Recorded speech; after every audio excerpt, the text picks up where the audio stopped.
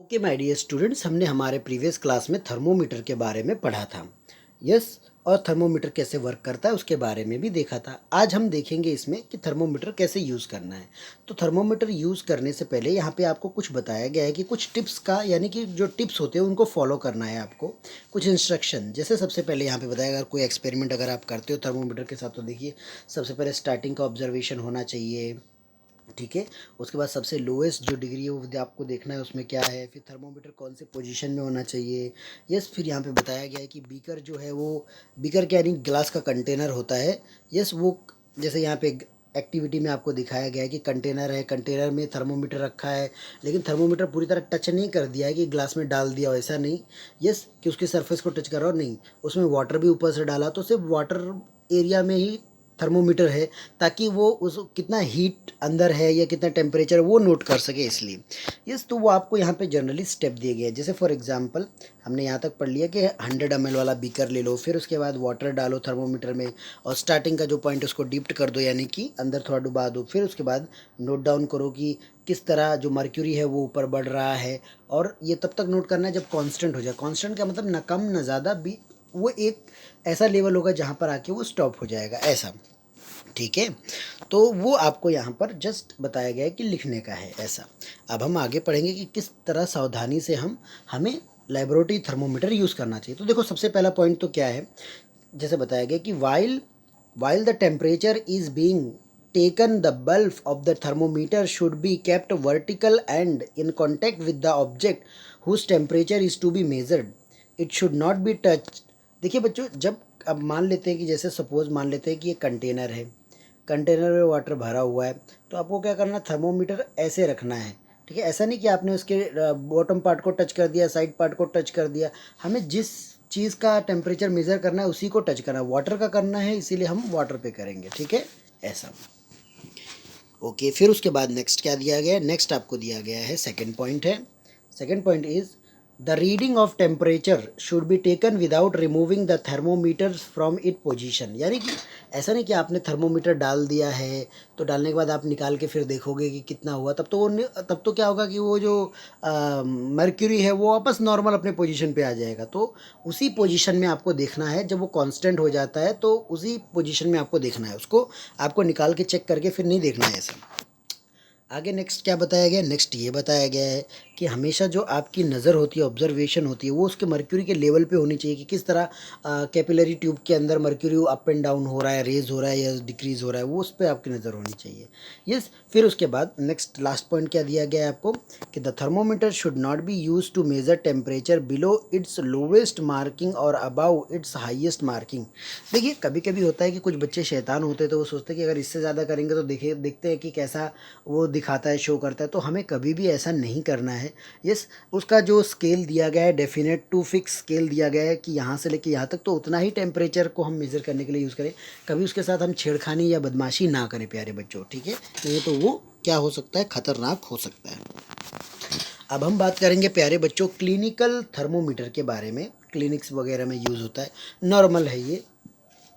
Yes, इसमें बताया गया कि ये थर्मोमीटर, अगर हम बात करें मर्क्यूरी थर्मोमीटर से, तो आप देखेंगे इसकी जो रेंज है छोटी है। ये सिर्फ 35 डिग्री टू 42 डिग्री होता है। यस, इतने का ही है, और ये फ़ारेनहीट में है।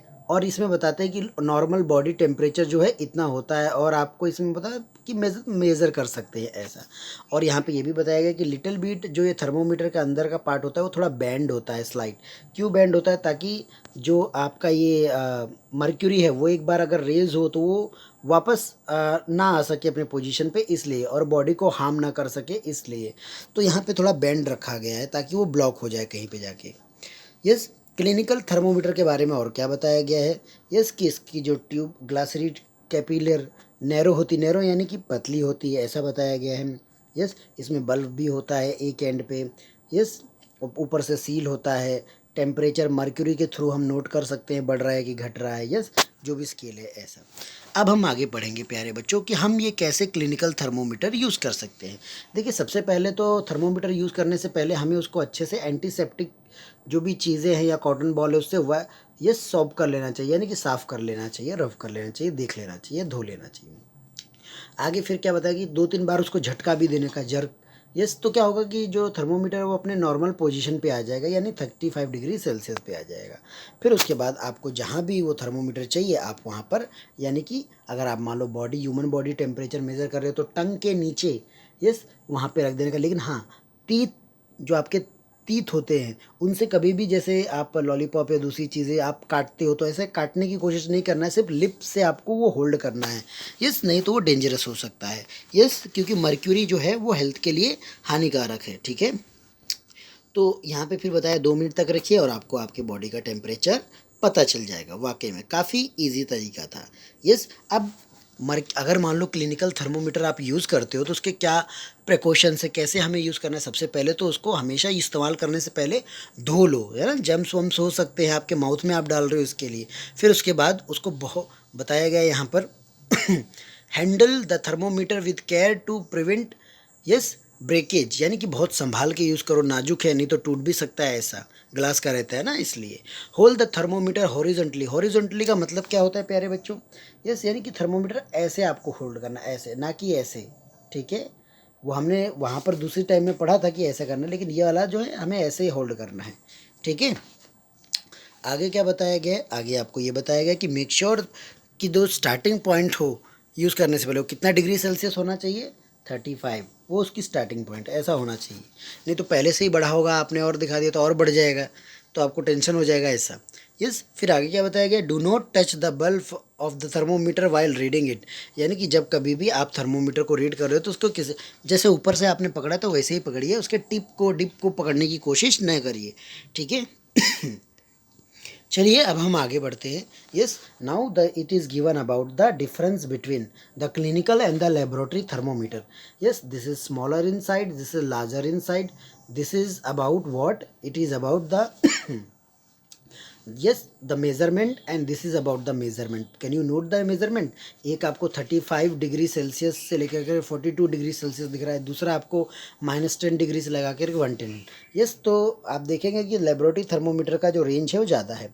फिर उसके बाद आगे क्या बताया गया है, आगे यहाँ पे बताया गया कि there is no concentration which does not allow mercury column to fall on it on, यानी कि उसमें हमने देखा था कि लिटल जो क्लिनिकल थर्मोमीटर होता है वो अंदर से थोड़ा बैंड होता है ताकि मर्क्यूरी जो है वो गिर ना सके, लेकिन यहाँ पर ऐसा कुछ होता नहीं है, रिस्ट्रिक्शन होता नहीं है, वो गिर सकता है मर्क्यूरी। ठीक है, आगे फोर्थ पॉइंट क्या बताया गया है कि one need to give 5 jerk to the memory mercury to make it fall for the next use. Yes, यानी कि आपको थोड़ा ऐसा झटकना पड़ता है, जब आप झटकते हो तो क्या होता है, जो मर्क्यूरी फंसा हुआ था वो वहाँ से बैंड वाली जगह से नीचे आ जाएगा, फिर आप उसको वॉश करके फिर से यूज़ कर सकते हो। लेकिन इसमें कैसा है कि इसमें कोई झटका आपको देना नहीं पड़ता, वो वापस अपने पोजीशन पे ऑटोमेटिक आ जाता है। ठीक है, अब हम आगे यहाँ पे कुछ सिमिलरिटीज़ के बारे में बात करेंगे, दोनों के बीच में क्या सिमिलरिटी, जैसे प्रॉपर्टीज़ बताई गई हैं। थर्मोमीटर लिक्विड के बारे में बताया गया कि इसमें क्या क्या जैसे होता है, जैसे लेबोरेटरी थर्मोमीटर में क्या है, प्रॉपर्टीज़ क्या है दोनों की। ये सेल्सियस मर्क्यूरी सेल्सियस तो एक जैसा ही लग रहा है ना। ओके, अब हम आगे पढ़ेंगे प्यारे बच्चों। आगे हमें यहाँ पे दिया गया कि ट्रांसफ़र ऑफ हीट के बारे में। यस, किसके बारे में बताया गया, ट्रांसफ़र ऑफ हीट। देखिए, हीट जो है वो एक चीज़ से दूसरे चीज़ में ट्रांसफ़र होती, तो कैसे होती, कैसे उसके तरीके हैं। Yes, let's learn and find out. यहाँ पे बताया गया कि heat flows from a body at higher temperature to a body at lower temperature. इसका मतलब क्या होता है कि मान लीजिए तो ये ए है एंड दिस इज़ बी। अगर यहाँ पे लोअर टेम्परेचर होगा तो हीट क्या होगा, शिफ्ट होगा, यानी कि वो बी के पास जाएगा। यस, ऐसा होगा, यानी कि जहाँ पे कम प्रेशर होगा, कम हीट होगा, वहाँ पे हीट शिफ्ट होने की कोशिश करता है। यस, फिर यहाँ पे 3 ऐसे तरीके बताए गए हैं जिसमें ट्रांसफ़र होता है बॉडी के अंदर। जैसे पहला वाला आपको दिया है कंडक्शन, कन्वेक्शन और रेडिएशन। तो ये तीनों के सेंस में पढ़ेंगे कि किस तरह बॉडी से हीट जो है वो ट्रांसफ़र होती है। इसमें सबसे पहला आपको जैसे कंडक्शन के बारे में दिया है। कंडक्शन में क्या बताया गया है कि कंडक्शन एक ऐसा प्रोसेस है, yes, it is a process in which the transfer of heat is possible through molecules to molecules from the hot to the cold end. यानी कि हमें पता है कि दुनिया में जो चीज़ें बन रही हैं वो पार्टिकल से यानी कि एटम और मॉलिक्यूल से बनी है। तो यहाँ पे क्या होता है कि जो मॉलिक्यूल शब्द का प्रयोग किया गया है उसमें क्या होता है, एक मॉलिक्यूल दूसरे मॉलिक्यूल को क्या करता है, यस, वो उसको हीट ट्रांसफ़र करता है। और यहाँ पे आप अगर देखेंगे तो वो हॉट से कोल्ड की ओर बढ़ने की कोशिश करता है। लेकिन यहाँ पे ये बात भी बताई गई कि जो मॉलिक्यूल्स होते हैं वो अपने आप मूव नहीं करते, यानी कि एक जगह से दूसरी जगह नहीं जाते। तो फिर ऐसा बताया गया। अब आगे नेक्स्ट क्या है, द प्रोसेस ऑफ ट्रांसमिशन, यानी कि जो परिवर्तन हो रहा है, जो ट्रांसफ़र हो रहा है हीट एक जगह से दूसरी जगह, ठीक है, उसमें एक्चुअल मूवमेंट होता नहीं है। यस, तो जब चीज़ें अपने प्लेस पर हैं फिर भी हीट ट्रांसफ़र हो रहा है तो उसको कंडक्शन बोलते हैं। क्या बोलते हैं, कंडक्शन। ओके कुछ एक्सप्लेनेशन दिया गया है आपको कंडक्शन के बारे में।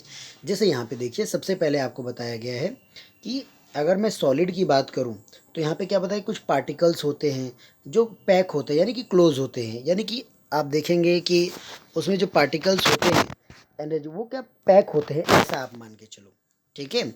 अब क्या हो कि वो वाइब्रेट हो सकते हैं अपनी जगह पे, क्या हो सकते हैं, वाइब्रेट, यानी पार्टिकल्स अपनी जगह पे वाइब्रेट हो सकते हैं, ऐसा। जैसे आपका मोबाइल कैसे वाइब्रेट होता है, ऐसे। फिर आगे क्या बताया गया है, when the one end of a metallic strip और the rod is heated, यानी कि जब आप किसी एक पार्ट को हीट करते हैं तो जो पार्टिकल्स होते हैं वो दूसरे पार्ट तक भी वाइब्रेटिंग या वो हीट ट्रांसफ़र करते हैं। और उसके बाद फिर क्या होता है, फिर वो पार्टिकल्स आपस में क्या होता है, टकराते हैं, कोलाइड होते हैं और उनसे फिर दूसरा ट्रांसफ़र होता है। तो आप देखेंगे कैसे पार्टिकल टू पार्टिकल हीट जो है वो वाइब्रेशन के थ्रू ट्रांसफ़र हो रहा है। यस, वो इसके बारे में बताया गया है। यस, तो यहाँ पे क्या बताया गया लास्ट में कि this process continues until the last particle also start vibrating. ये तब तक चलता रहेगा जब तक सारे पार्टिकल्स लास्ट वन भी वाइब्रेट करने ना लग जाए तब तक। ओके, चलिए अब आगे। The process of conduction may be considered similar to the passing of a book from a person to person in a classroom. इस चीज़ को आप ऐसे समझ सकते हैं जैसे कि मान लेते हैं कि क्लास में, यस, आपको बुक पीछे वाले बेंच पे पहुंचाना है, तो आप कैसे करेंगे, आप एक अपने फ्रेंड को देंगे, फिर वो फ्रेंड किसी और को देगा, फिर वो फ्रेंड किसी और को देगा, ऐसे। तो आप देखेंगे कि आप अपनी जगह से मूव नहीं हुए, बट लेकिन बुक जो है वो अपनी जगह से मूव हुआ। वैसे ही हमें यहाँ पर भी बताया गया था कि कंडक्शन में क्या होता है कि चीज़ें मूव नहीं होती हैं लेकिन एनर्जी जो है ट्रांसफ़र होता है एक मॉलिक्यूल से दूसरे मॉलिक्यूल में वाइब्रेशन के थ्रू। Yes, okay. अब आगे नेक्स्ट पढ़ते हैं। इस कंडीशंस क्या हैं कंडक्शन ऑफ हीट के, यानी कि कंडक्शन ऑफ हीट हो रहा है तो उसके लिए कुछ चीज़ें हैं, क्राइटेरिया है जो होना फिक्स है। अगर वो नहीं होंगे तो फिर ये कंडक्शन होगा नहीं। जैसे सबसे पहले क्या बताया गया कि कांटेक्ट विद ईच अदर, यानी कि कनेक्शन होना, ठीक है। फिर एट डिफरेंट टेम्परेचर, यानी टेम्परेचर कैसा होना, सबका अलग अलग होना, ऐसा। तो ये सारी चीज़ों का अपने को ध्यान रखना है।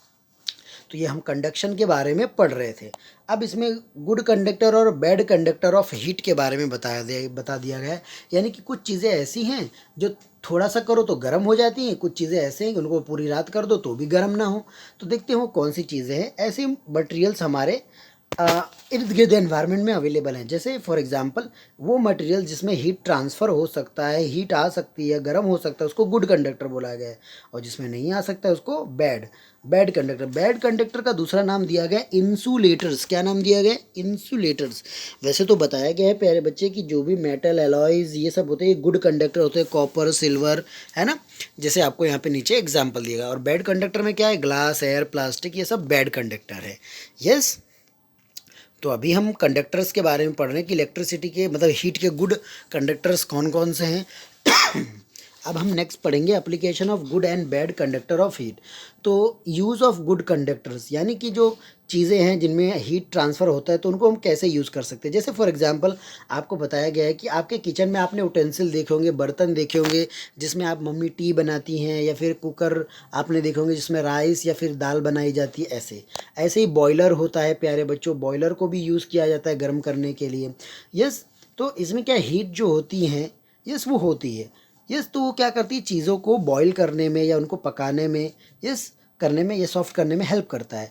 Being a good conductor of heat, mercury is used as a thermometric liquid.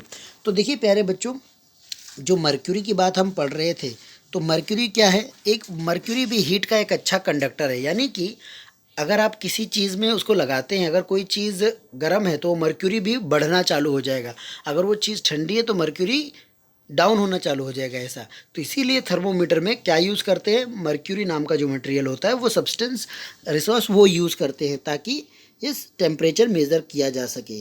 Yes. अब आगे नेक्स्ट यहाँ पे बताया गया है, cooling coils of refrigerator and the air conditioner are made of coppers as they easily conduct away the heat. तो यहाँ पे बताया गया है कि जो आप रेफ्रिजरेटर देखते हो या एयर कंडीशन देखते हो तो उसमें आप देखेंगे कॉपर्स के या दूसरे यूज़ किए जाते हैं पाइप एंड ऑल दैट। क्यों? क्योंकि उसमें क्या हीट आसानी से ट्रांसफ़र हो सकता है और कूलिंग हो सकता है। इसके लिए copper tubing is use in automobiles radiators as they readily take the heat from hot water coming from the side of engines. तो यहाँ पे क्या बताया गया है कि कॉपर के ट्यूबिंग होते हैं तो उसमें भी हीट वो एब्जॉर्ब कर लेते हैं, पास कर देते हैं। तो ऐसा बताया गया, रेडिएटर कार के अंदर होता है या ट्रक या इंजन में, ऐसा। तो ये हमने कुछ गुड कंडक्टर ऑफ हीट के यूज़ के बारे में पढ़ा, जिसमें हमें पता चला कि जो कंडक्टर्स हैं जैसे किचन के बर्तन हैं, बॉयलर हैं, यस, या फिर मर्क्यूरी है थर्मोमीटर का, या फिर रेफ्रिजरेटर के जो कूलिंग कॉइल्स हैं वो कैसे काम करते हैं, यस। फिर उसके बाद कॉपर ट्यूब जो होता है वो, उसके बारे में हमने पढ़ा। अब हम बैड कंडक्टर ऑफ हीट के बारे में पढ़ेंगे। तो इसमें बताया गया जैसे बॉटल है, यस, सॉस पैन है, ये सारी चीज़ें जो है मतलब कितना भी गर्म करो तो गर्म नहीं होती, ऐसे प्लास्टिक है, ये सब चीज़ें हैं। फिर वुलन क्लोथ, ये सब चीज़ों के बारे में भी बताया गया है। एयर ट्रांसफ़र हो सकता है, यस, पर लेकिन यहाँ पे बताया गया है कि इसमें यस हीट कभी भी ट्रांसफ़र नहीं होती है, यानी कि हीट नहीं होता है, ऐसा बताया गया। तो woollen clothes are comfortable in winter season. Woollen cloth कब कंफर्टेबल हैं? विंटर में। विंटर में, सर्दियों में हम सब गर्म कपड़े पहनते हैं। Woollen clothes have fine pores, यानी कि छोटे छोटे छेद होते हैं, which are fill with the air. ये छोटे छोटे छेद तो एयर से भर जाते हैं। Air and the wool being poor conductor of heat, यानी कि वहाँ पे कैसा होता है, यस, कि गर्मी को वो बाहर रिलीज़ होने नहीं देता है और ना बाहर से कोई चीज़ अंदर घुसने देता है, ऐसा। इसीलिए हमें गर्म स्वेटर वेटर पहनते हैं तो हमें गर्म लगता है। फिर आगे, sawdust being a bad conductor of heat is use to cover ice block and prevent them from melting quickly. तो आप सोच रहे होंगे कि सर ये सॉ डस्ट क्या है, चलिए मैं आपको बताता हूँ सॉ डस्ट क्या है। तो बच्चों मैं आपको बता रहा था कि किस तरह जो यस, क्या बताया गया, सॉ डस्ट होता है, यस।